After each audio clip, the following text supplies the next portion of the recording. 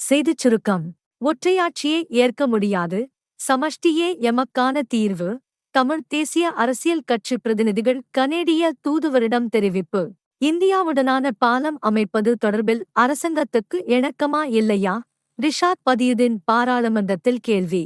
இது எங்களின் நகரம். நாங்கள் வாழும் நகரம், வாழப்போகும் நகரம் என்பதை ஒவ்வொருவரும் மனதிலிருத்தி செயற்பட வேண்டும்.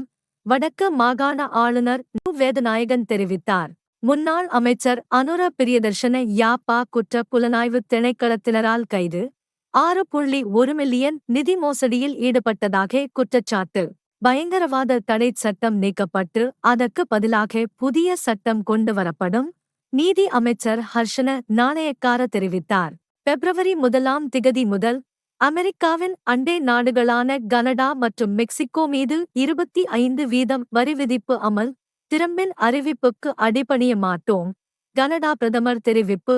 மெக்சிகோ அதிபரும் சீற்றம். போரை நிறுத்துங்கள். ரஷ்ய அதிபர் புடினுக்கு அமெரிக்க அதிபர் டிரம்ப் வேண்டுகோள். விரிவான செய்திகளுக்கு தமிழன்குரல் செய்திகளுடன் இணைந்திருங்கள். நன்றி, வணக்கம்.